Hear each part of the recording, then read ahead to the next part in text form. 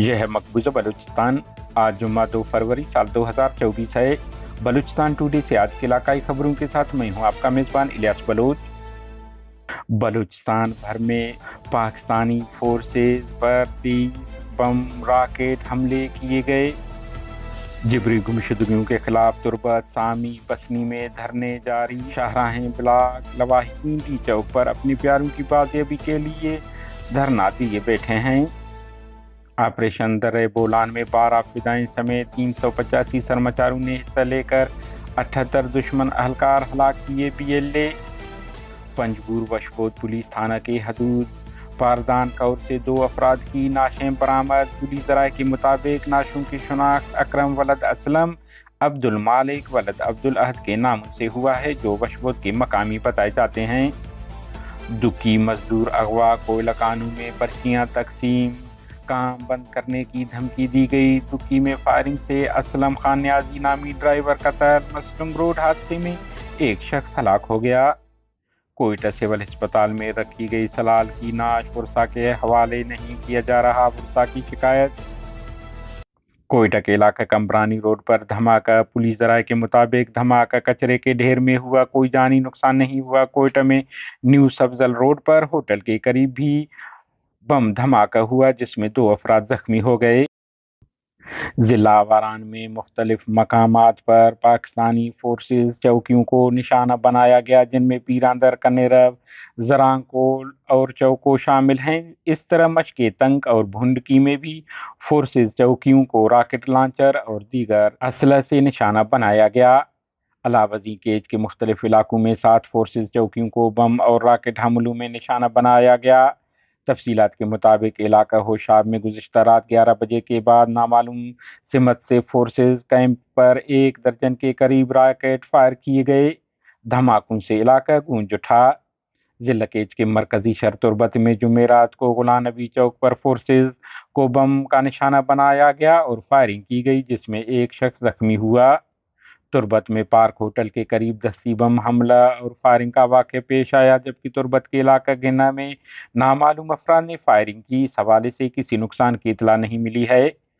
तुरबत airport चौक पर कायम forces चौकी पर नामालूम अफराद ने खुदकार हथियारों से हमला कर दिया।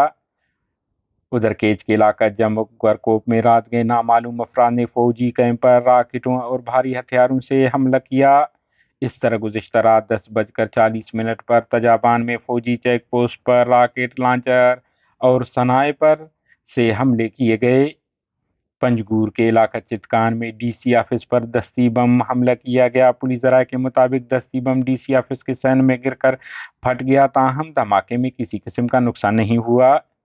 पंजगूर के इलाका गिच कहन में नामालूम मुसल्लह अफराद ने पाकिस्तानी आर्मी के मरकजी कैंप को निशाना बनाया। नसीराबाद में नामालूम मुसल्लह अफराद ने पुलिस के गश्ती टीम पर दस्ती बम फेंका।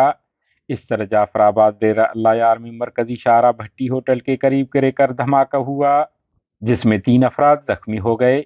हब शहर में कोस्ट गार्ड कैंप के मरकजी गेट पर दस्ती बम हमला किया गया। बलूचिस्तान के साहली शहर ग्वादर में मुसल्लह अफराद ने ग्रेड स्टेशन और उसकी हिफाजत पर मामूर अहलकारों पर हमला किया। खुजदार के इलाका जहरी नौरगामा बाजार में जमीयत उलमा इस्लाम और BNP के इंतखाबी दफ्तर पर हैंड ग्रेनेड से हमला किया गया। हमले से कोई नुकसान नहीं हुआ। इस तरह खारान शहर में पीपल्स पार्टी के उम्मीदवार के घर के करीब धमाका हुआ। अलावजी मस्टों में पुलिस थाने पर भी दस्ती बम हमले की इतलात हैं। जराए का कहना है कि नामालूम अफराद मस्टों में सिटी पुलिस थाने पर दस्ती बम फेंक फरार हो गए। हमले में एक अहलकार जख्मी हुआ।